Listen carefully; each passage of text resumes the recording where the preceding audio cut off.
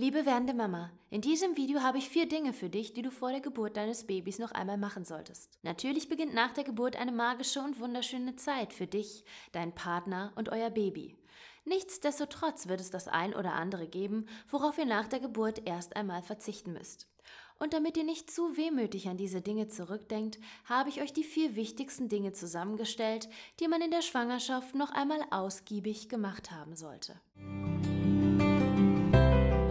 Ich bin Mama von 2 Kindern, ausgebildete Hypnobirthing- und Babymassage-Kursleiterin, Rückbildungstrainerin, Entspannungstrainerin und Wochenbettcoach. Schön, dass du mein Video anschaust. Auf diesem Kanal findest du jede Woche das wichtigste Wissen rund um Schwangerschaft und Muttersein. Wenn du neu hier bist, dann lohnt es sich zu abonnieren. Die meisten werdenden Eltern ahnen es bereits in der Schwangerschaft durch Erzählungen von Freunden und Bekannten. Nach der Geburt des Babys ist nichts mehr so wie vorher. Und manchmal braucht es seine Zeit, bis man sich eingelebt hat.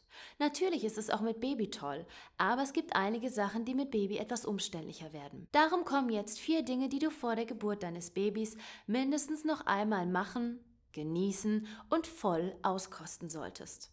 Los geht's! Nummer 4. In Ruhe mit dem Partner essen gehen. Natürlich kann man auch mit Baby und später dann mit Kleinkind essen gehen. Aber es wird trotzdem nicht mehr so wie vorher. Wenn man zu zweit als Paar essen geht, plant man vielleicht ein paar Tage vorher, manchmal aber auch erst am selben Tag, dass man gemeinsam in dieses oder jenes Lokal geht. Das reicht in der Regel schon als Vorbereitung. Es kommt sogar ziemlich oft vor, dass man mit dem Partner spontan losfährt. Das Essen an sich ist dann entspannt, man kann sich unterhalten und gemütlich etwas essen. Nach dem Essen kann man noch ein wenig sitzen bleiben und sich in aller Ruhe unterhalten. Mit Baby ist das etwas anders. Da sieht aus Essen gehen in etwa wie folgt aus. Mindestens 2 Tage vorher wird der Termin festgelegt. Höchstwahrscheinlich eher mittags als abends, weil die Laune vieler Babys abends unberechenbar sein kann. Kurz bevor man losfährt, muss dann das Baby am besten nochmal gestillt werden, im schlimmsten Fall wegen Windel- oder Spuckunfall sogar nochmal schnell umgezogen werden. Die Wickeltasche muss kontrolliert und eventuell nachgefüllt und das Baby eingepackt werden. Entweder in den Maxi-Cosi oder in den Kinderwagen. Ist all das geschafft, muss man es dann noch ins Restaurant schaffen. Auch hier kann es einige Hindernisse geben. Viele Babys schlafen im Auto sofort ein und werden erst Stunden später wieder wach. Es gibt aber auch Babys, die Autofahren total blöd finden und die komplette Fahrt über weinen und sich weder beruhigen lassen noch einschlafen.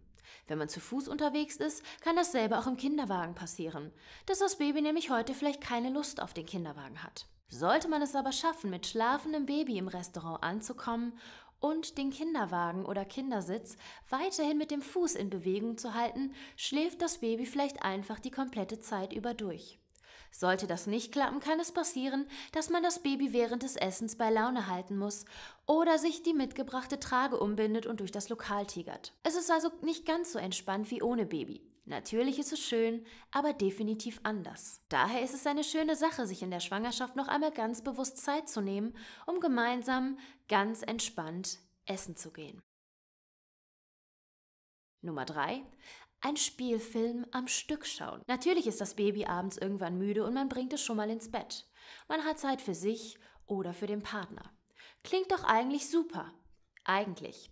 Denn leider hat diese Idee oftmals einen kleinen Haken.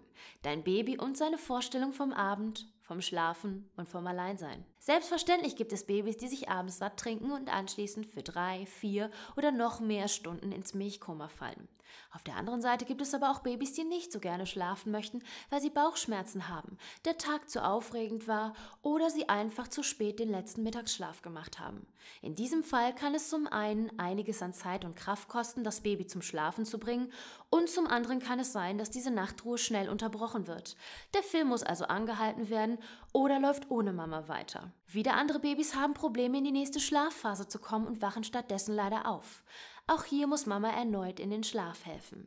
Egal welche dieser Varianten vielleicht anfangs auf dein Baby zutrifft, es wird besser.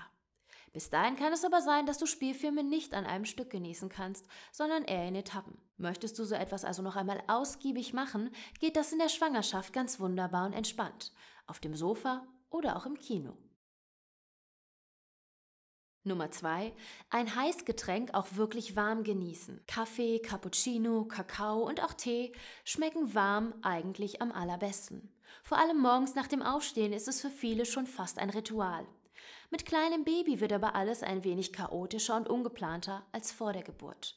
Da kann es schon mal sein, dass man um 11 Uhr vormittags noch im Schlafanzug ist und sich fragt, was man eigentlich seit 7 Uhr so gemacht hat. Hier erklärt es sich eigentlich von selbst, dass der warme Kaffee, Kakao oder was man gerne trinkt, höchstwahrscheinlich auf der Strecke bleibt. Oder man hat sich gerade etwas fertig gemacht und plötzlich braucht das Baby eine neue Windel, möchte gestillt werden oder etwas anderes, das unsere sofortige und volle Aufmerksamkeit benötigt, kommt dazwischen. Anschließend ist das Getränk dann mit großer Wahrscheinlichkeit kalt. Genieße es also in der Schwangerschaft ausgiebig, dass du zu jeder Tageszeit ein warmes Getränk genießen kannst, ohne unterbrochen zu werden.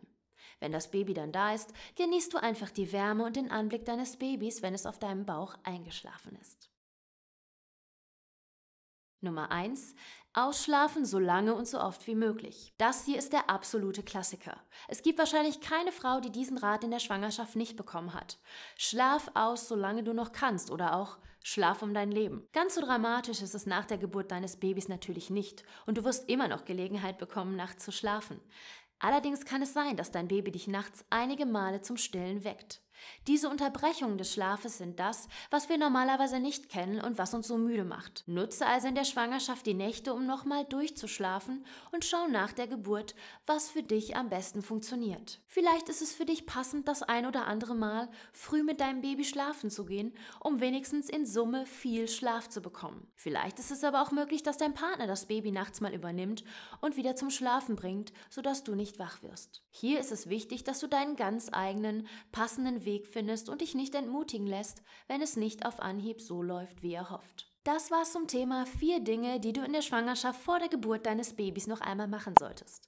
Um noch mehr Mamas auf dieses Thema aufmerksam zu machen, gib diesem Video ein Like und teile es. Abonniere den Kanal und läute die Glocke, damit du kein neues Video mehr verpasst.